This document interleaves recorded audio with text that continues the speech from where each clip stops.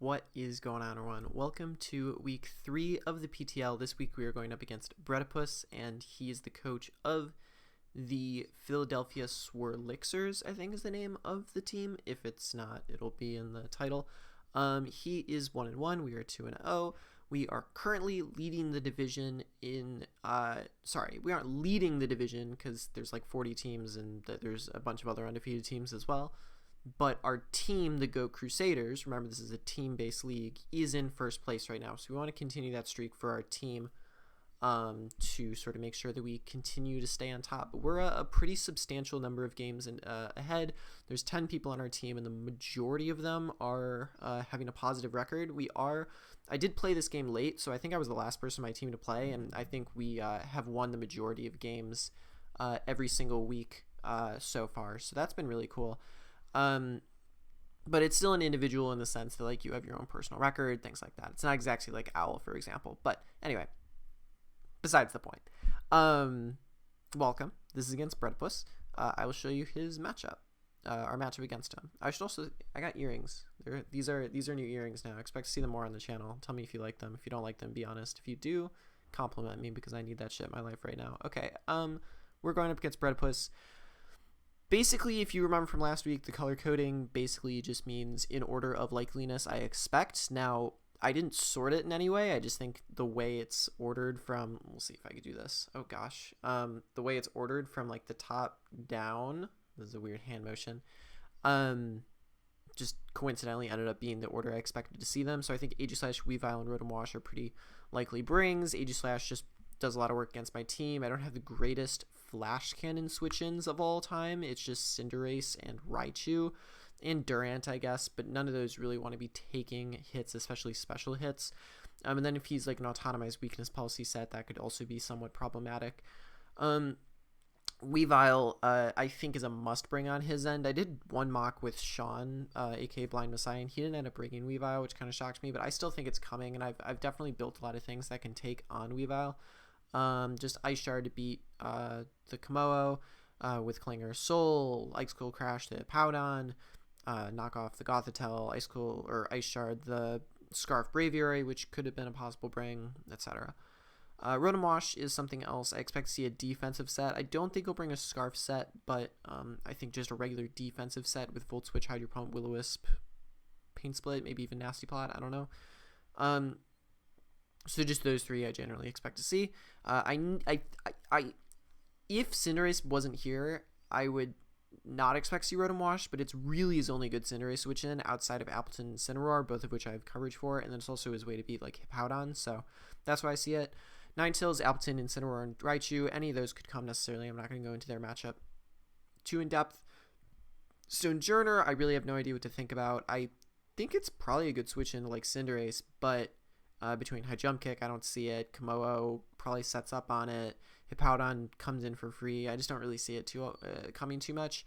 Shuckle, I think, is a little bit more likely than Stonjourner, but still a little unlikely in my mind. It could set up webs for him, but his team sort of between Weavile and just Autonomize Aegislash sort of naturally outspeeds me anyway. I'm not necessarily sure if he would need webs. But if he does, that's fine. And then Silvally Fighting is Silvally Fighting, and even if it does come, it's an Unmon. So Silvally forms without the unpredictability of the typing being brought are terrible. So that's just my opinion. We're going to go into the team that I ended up bringing, and we will look at the build. Okay, so ended up bringing Barbaracle for the first time, and ended up not bringing Gothitelle, didn't bring Braviary, didn't bring Hippowdon. So Hippowdon doesn't come for the second week in a row, which is kind of tragic, but that's okay. We got a heavy-duty boots in Cinderace. He doesn't have any rockers outside of Shuckle and, oh gosh, what am I forgetting? Probably a bunch of Stonjourner, I think, is the other one, and I don't know. Is that it? Yeah, okay. Yeah, those. But that being said, I still sort of think that heavy-duty boots is kind of important. I do have Court Change on this set, so if he does decide to bring Shuckle, I can Court Chain the sticky webs away, and that'll actually make Durant, Raichu, and Mimikyu a lot more potent. Komodo is a Clinger Soul, sub-Flamethrower, Clinger Soul, and then Clinging Scales set. Yeah, that. Okay. Choice specs Raichu with Volt Switch, Thunderbolt, Surf, and Draining Kiss for the Appleton, I think. Truthfully, I'm just going to be spamming electric type moves because he doesn't have a ground type. Durant is actually a defensive Durant to take on Weavile. It has First Impression, Iron Head, Baton Pass for every time Aegislash switches in, and then Thunder Wave, which actually goes through King Shield and can slow stuff down. And then we have a Mimikyu with just 4 attacks. We have Dual Stab, Shadow Sneak, and Wood Hammer to take on the Stonejourner and the Rotom Wash. And then Barbaracle is our rocker this week. I was between Barbaracle and Hippowdon, but I figured Barbaracle takes hits from Weavile a little bit better, and though Hippowdon takes hits from Aegislash a little bit better, it sort of allows Rotom to get in for free, and then Rotom can start Volt Switching, and it's just not a good time. So that is the team, and we will get into the game. Alright, so we are here in the game against Brett. As you can see, he brought basically everything I expected. He just didn't bring the Ninetales, and he didn't bring the Incineroar. That was the one. Instead, he brought the Shuckle. So these 5 I predicted. The Shuckle I did not. That's no matter, though. It's actually something Kamo can sub up on, assuming he doesn't have Encore. Something that most my mons switch into relatively well, and I have the court changed on Cinderace for the first time in this league, so I should be basically okay. We're just going to get into this game. It's a pretty interesting game, and I'm honestly, we'll take a look at it. So I go for Volt Switch, and turns out he's a Scarf Rotom, which I didn't expect at all. The reason I thought Scarf Rotom wasn't coming at all, because once he reveals Scarf, I could just go into Komodo and set up Clangorous and at least kill 2 mons. So I do just that. I set up a Clangorous Soul, and I could sub here and see what I wanted to go for, but I truthfully think I just want to get damage with Flamethrower. He can't Oko me with anything. I end up getting a crit, not that it matters too much because he lives anyway. And he goes for Flash Cannon, does 32% to me. I'm like, alright, I'm just going to get another kill then. And he actually goes for King Shield here, which I think is kind of a misplay. It gives me a little bit of HP back, which is going to allow me to better take things like Ice Shard, or if he's Scarf Raichu, things like that. But truthfully, he can't go into anything except Weavile, go for an Ice Shard, hope he lives, and then something else. I'm truthfully not sure what he can do at this point. By bringing Scarf Rotom, he's sort of allowed me to just get free setup, and if you give a Clinging Scales Komodo free setup, that's it. So he goes into Shuckle, and my mind is maybe he'll Encore, so I just want to go for Clinging Scales. He didn't bring Ninetales, so it's free even if he Encores me into it. He just goes for Sticky Webs, proving that he doesn't have the Encore, which means I can sort of just start spamming moves and going to town. So maybe Raichu is Scarf, and then can break, or that, and then Weavile can come in, and then Ice Shard me, but he actually just goes Rotom, and that dies to a Clanging Scales, so that's tragic.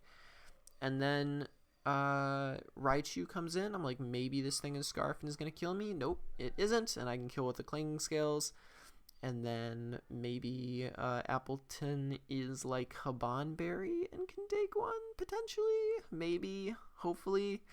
No. Yeah, okay. So, as you can see, Weavile won't break my sub, and Kamo is just going to clean 6-0 here. Obviously, a totally underwhelming game for how intricate the team builder was, but I didn't want to make the team builder just be oh, I won, so whatever, and now here's the replay. I still wanted to be as in-depth as my other stuff was as well. So, that is the game against Brett. I really hate how I won this game. I hate winning this way, in the sense that I'm sure he put a lot of prep into it, and I feel really shitty just to sort of sub up, set up, and win. And I've seen his other games. I know he's a much better player than this game sort of shows, given the fact he's 1-1. I've heard he's a very, very good player. So all the credit to him. Please don't think he, please don't think of anything of him or whatever. He's a really nice guy to schedule with, and I've seen him do very well in other games as well. So this game is not representative of him as a player. But on the other hand, we did just get a 6-0, which I don't get very often. So I will celebrate this moment while I can. This is actually really, really nice for us too, because we were 2-0, but our wins were pretty narrow. So we had a 3-0 week 1 and a 2-0 week 2 against Zane. So gaining a 6-0 here is now going to bump us up to plus 11, which will get us more in range with the other people who are also undefeated, especially who are 3-0. Most other people who are 3-0 are around like plus 12, plus 13, and this will get us up to that number as well. So that's very, very cool. It means 6 kills for Kamo. I don't think this is to keeping MVP though, but still very, very nice. I'm just going to move on from here. Next week we play Trogaholic, who is a admin, I think. I don't know. He's talked to me a lot of things. He's talked to me about a lot of things logistically involving the league, so I just presume he's some sort of authority. So yeah, that is the game. We're going to play Trog next week. I believe he's undefeated as well. If he isn't, he's 2-1. So definitely a scary opponent. Like I said, this is sort of a gauntlet the first few weeks. We have Trog next week, and then we have Ogle the week after, who I've seen some of his runs in some other leagues, including a few APA leagues, I think, and he's done very well in those. So Trog and Ogle are going to be our next 2 opponents. We'll see how we do against them, and I'll see you all later.